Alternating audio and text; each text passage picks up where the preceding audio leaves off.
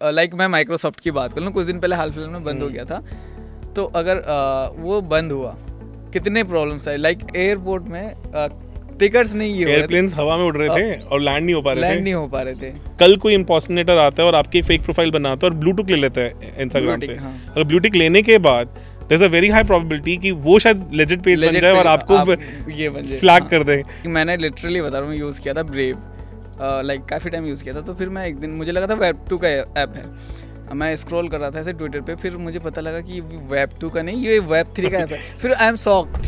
अरे हमारा अभी एएमए हुआ था, समय रैना के साथ टाउन हॉल था, तो ही आस्क्ड कि यार कोई ऐसी ऐप बताओ जो Web3 की है। तो हमने कहा ब्रेव। कहते क्या बात कर रहे हो यार, ब्रेव एक Web3 ऐप है, मेरे को नहीं पता। लेकिन सर कुछ लोगों को डाउट है ना कि मैं टेक फील्ड से बिलोंग नहीं करता हूँ, तो क्या मैं उस फील्ड में, Web3 के फील्ड में अपना करियर बना सकता हूँ?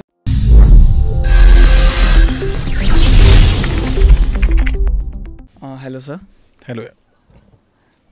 आपने जैसे यहाँ पे स्टार्टअप शुरू किया है ICP क्रूज फेयर का, तो क्रूज फेयर का क्या रोल रहने वाला है इन फ्यूचर एंड अभी भी प्रेजेंट टाइम में? देखो अभी हमारा इनिशियल लेवल पे तो कॉलेज अडॉप्शन पे थोड़ा ज़्यादा फोकस था कि एक बार हम थोड़ी ग्राउंड एक्टिविटीज़ करके कॉलेजेस को ऑन बोर्ड कर सकें। और वी बिन सक्सेसफुल कि हमने अराउंड 10 स्टार्टअप्स ऑलरेडी इंक्यूबेट किए हैं।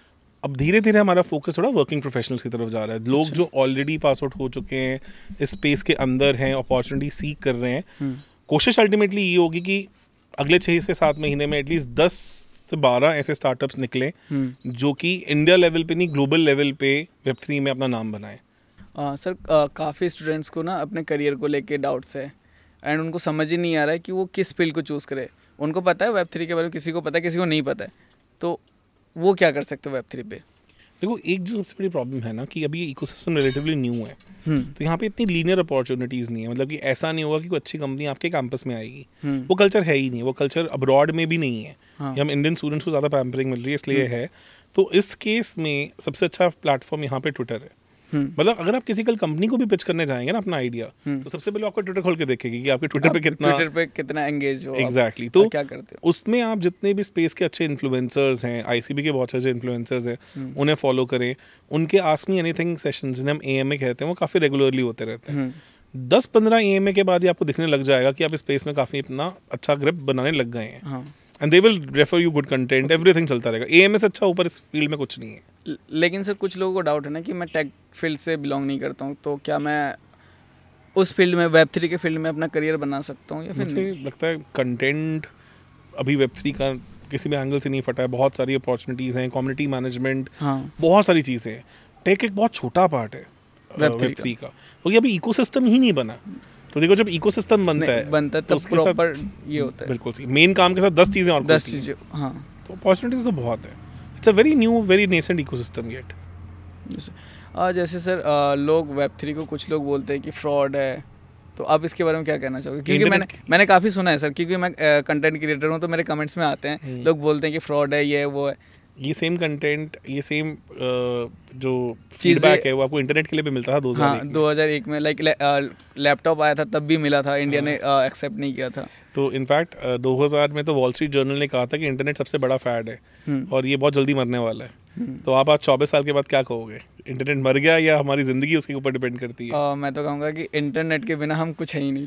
आप एक दिन मुझे इंटरनेट ना चले तो आप कुछ नहीं कर पाएंगे। लिटरली बता रहा हूँ मैं, ऐसे ही मुझे ऐसा लग रहा है जब मेरे हाथ में फ़ोन नहीं होता है, इंटरनेट नहीं चलता है, कभी कोई टेक्निकल इशू की वजह से, मुझे लगता है कि क्या कर रहा हूँ मैं इस दुनिया में। लोग खाने के बिना रह सकते हैं आज के दिन, इंटरनेट के बिना नहीं रह सकते। तो आप सोचिए, तो 24 साल भी तो उसे लगे ना उस लेवल तक आने के लिए। जब तक जियो नहीं आया था इंडिया में 2016 तक, तो वो अडॉप्शन थी ही नहीं। तो इसलिए यही होता है। आज Web3 भी बहुत नेसेंट लेवल पे है, वो 2000 के इंटरनेट पे ही बैठा है। तो बट हाँ, हमें 24 साल शायद ना लगे, उससे जल्दी हम कर दें, पर 10 से 12 साल में आपको इसकी मैसिव अडॉप्शन दिखेगी। और जब अर्ली लेवल पे क्या होता है ना, जब अपॉर्चुनिटीज़ आती हैं तो 99% लोग तो फ्रॉड ही होते हैं और 1-2% हैं वही आउटशाइन करते हैं। yes, Web2 में भी ऐसा ही हुआ। स्टार्टअप्स तो अनगिनत है, बहुत खुले, बड़ा कुछ लोगों ने प्रॉमिस किया, बड़ा कुछ किया, चले तो कुछ गिने चुने नहीं है। हाँ, तो वही चीज़ होगी। सर जैसे कि है अगले 10 ईयर्स में ICP क्रूज फेयर अपने आप को कहाँ देखती है? लोगों को क्या ICP का मेन मोटिव क्या है कि क्या करना है? देखो अगर मैं ग्लोबल ICP की बात करूँ तो कोशिश यही होगी कि जितनी भी एप्लीकेशन दुनिया में चलती हैं, वो फ्यूचर में ICP पे चले, ताकि बॉटम टू अप पूरा सिस्टम डिसेंट्रलाइज्ड हो। और अगर मैं क्रूजफेयर से स्पेसिफिक बात करूँ तो हमारी कोशिश है कि हम अगले 6 महीने में एटलीस्ट 10 स्टार्टअप्स को ग्लोबल लेवल पर लेके जा सके और मास अडॉप्शन बढ़ाएं और डेवलपर्स ऑनबोर्ड करें, और धीरे धीरे अगले 5 से 10 सालों में इससे एशिया की सबसे एक्टिव कम्युनिटी के अंदर कन्वर्ट कर पाएँ। अच्छा, ये तो सर बात हो गई ग्लोबल की। इंडिया में क्या है, क्रूजफेयर क्या सोचती है अपने आप को लेके? तो कॉलेज अडॉप्शन हमने काफ़ी अच्छा क्रैक कर लिया ऑलरेडी। अब हमने नेक्स्ट स्टेप ऑलरेडी लिया है कि वर्किंग प्रोफेशनल्स को ऑनबोर्ड करें। जो हमारा भी हैकर हाउस हुआ है तो उसमें हमारा कोशिश यही थी कि हम मेजर से मेजर वर्किंग प्रोफेशनल्स को इसमें लेके आएँ, जो बाकी चेन्स में भी लोग रहे हैं जिन्हें लगा है कि उस लेवल का उनको सपोर्ट नहीं मिला, उनको हम कहीं ना कहीं ICP के थ्रू अपने इस इकोसिस्टम का पार्ट बनाएं। और हम काफ़ी सक्सेसफुल हो भी रहे हैं, पर इस पे अब हमारी कोशिश होगी कि इसे हम एटलीस्ट 10 गुना 15 गुना और बड़ा करें। ठीक है सर। जैसे ICP पे अगर कोई प्रोजेक्ट या बिल्ड करता है या लेके आता है तो उस पर आप क्या क्या उनकी हेल्प करते हो, क्या क्या उनको प्रोवाइड करते हो? देखो, क्रूजफेयर के पॉइंट ऑफ व्यू से यहाँ पे एक इंक्यूबेशन ऑलरेडी चल रहा है जिसमें आपको सारे मेंटरशिप से लेके हर चीज़ मिलती है। आपको ICP के थ्रू ग्रांट भी मिलती है $5,000 से $25,000 तक, और उसके साथ साथ जैसे जैसे आपका स्टार्टअप ग्रो करता है तो आपको एंजल इन्वेस्टर्स के साथ लिंक करना, VC राउंड्स रेज करना, पूरा आपकी जर्नी सब कुछ हम लोग टेक केयर करते हैं। तो अगर एक फाउंडर उसमें पैशन है कि वो Web3 को लेके, ICP को लेके काफ़ी बुलिश है, उसे अच्छा आगे लेके जाना चाहता है, तो हमें नहीं लगता कि हम कोई भी ऐसा पर्सपेक्टिव, ऐसा कोई व्यू पॉइंट छोड़ सकते हैं जिसके कारण वो पीछे रह जाए। हमारी तरफ से उन्हें सब कुछ मिलेगा, नो स्टोन अनटर्न।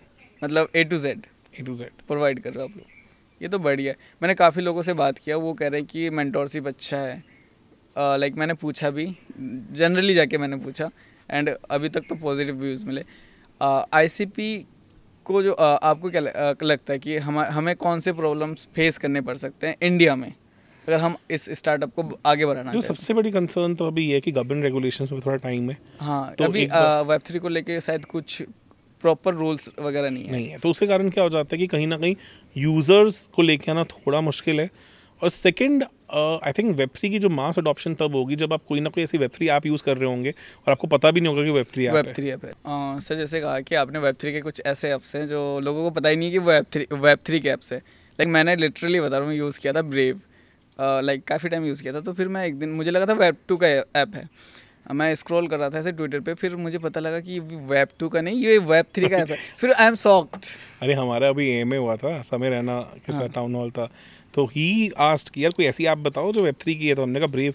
कहते क्या बात कर रहे हो यार, ब्रेव एक Web3 ऐप है, मेरे को नहीं पता। कहता अभी जाके देखता हूँ कितने मेरे कॉइन्स आए नॉल है। तो ये तो लाइक लोग, और this is exactly what we want to achieve, कि हमारे 10-12 ऐसे स्टार्टअप जिनको लोगों को पता ही नहीं है कि Web3 है, तब पता चलेगा कि हाँ, कि एक मास अडॉप्शन हो चुकी है चीज़ की। जैसे आपके फेमस स्टार्टअप कौन से हैं जो आपको लगता है कि ये बहुत अच्छा जाके आगे जाके यूजर्स को अट्रैक्टिव बना सकता है? एक तो लाइफलिंक है जिसको हमने इंक्यूबेट किया था जनवरी-फरवरी के अराउंड, और वो काफ़ी अच्छा, मैंने भी थोड़ा बहुत उसके बारे में पढ़ा था। तो अभी वो ऑलरेडी यूजर्स लेके आ पाए हैं। उन्होंने हॉस्पिटल्स को ऑनबोर्ड किया, यूजर्स लेके आ पाए हैं, मतलब जनरेटिव AI को बीच में ऐड कर रहे हैं।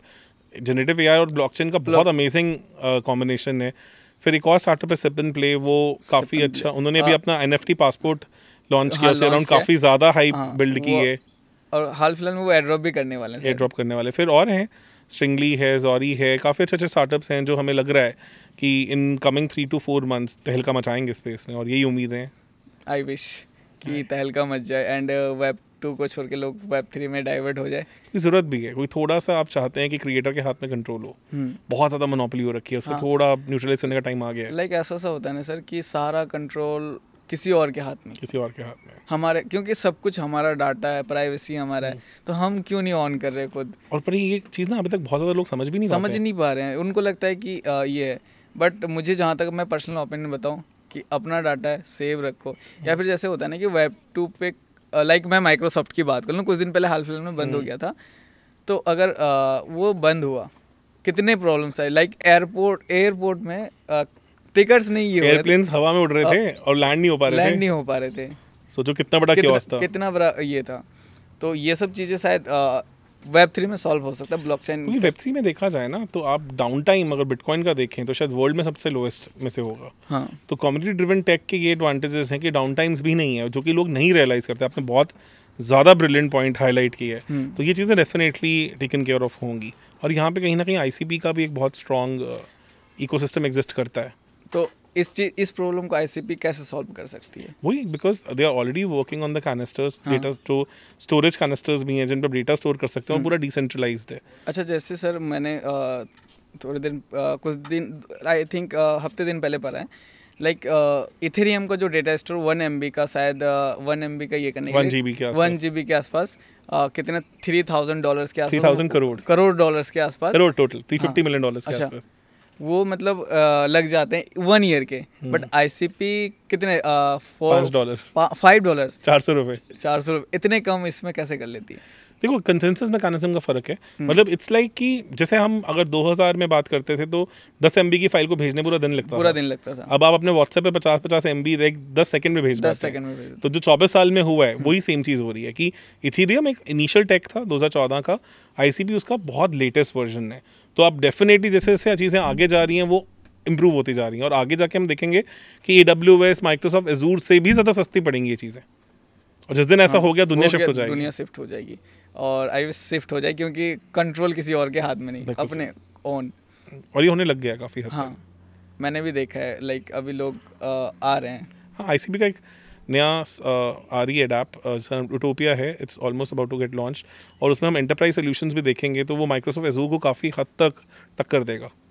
तो ये काफ़ी मार्की प्रोडक्ट होने वाला है, काफ़ी बातचीत है उसकी ऑलरेडी स्पेस में। तो आप देखेंगे उसके बारे में अगले कुछ महीनों में इंशाल्लाह। आप बताएं कि आपको ICP के साथ जुड़ के अभी मतलब कैसा फील हो रहा है, कि आप दुनिया को किस विजन से देख रहे हैं, वर्ल्ड को? ब्लॉकचेन के पर्सपेक्टिव से काफ़ी चैलेंजेस थे, बिकॉज यही जो आपने हाईलाइट किया कि अगर इथेरियम पे 1 GB डेटा इतना मुश्किल है, तो आप सिर्फ एड्रेस स्टोर कर रहे हैं। एक्चुअली डेटा अभी भी Amazon वेब सर्वर पे ही जा रहा है। तो वो लगता था कि शायद पता नहीं प्रैक्टिकल यूज़ कभी बन पाएगा कि नहीं बन पाएगा।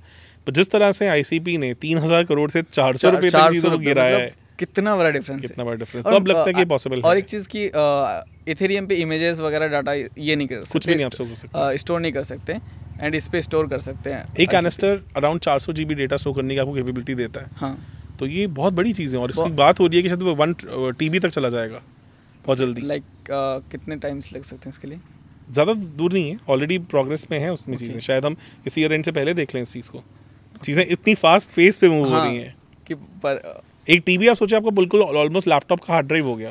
उतना आपको एक कैनिस्टर में डेटा मिल जाएगा स्टोर करने के लिए। मेरे पास 500, मेरे लैपटॉप में 500 कितना है, मैं लगभग 8 मंथ से यूज़ कर रहा हूँ, अब तक मैं उसको भर नहीं पाया हूँ। नहीं भर पाया, तो अभी आधा नहीं भरा है। इमेजिन करिए, मतलब कितनी एंडलेस पॉसिबिलिटीज़ हैं। और अब रिवर्स गैस मॉडल है ICP का, उसके कारण आपको डेवलपर्स को, यूजर्स को बिल्कुल पैसे नहीं देने पड़ते, गैस फीस नहीं देनी पड़ती इन यूजिंग द प्रोडक्ट। तो ये सब हो गया, गैस फी भी थोड़ा ज़्यादा लगता है। बिल्कुल सही, ये सब चीज़ें हो गई। फिर तो आप इंस्टाग्राम जैसे ऐसी एप्लीकेशंस भी ICP पे देखेंगे। तो इंस्टाग्राम में आप प्रॉब्लम क्या है कि अगर आपके पास मान लिया 100K यूजर्स हैं, जैसे आपने कहा कि आपका इंस्टाग्राम पे 87K ऑलरेडी हो चुका है, मतलब बहुत जल्दी 100K होने वाले हैं।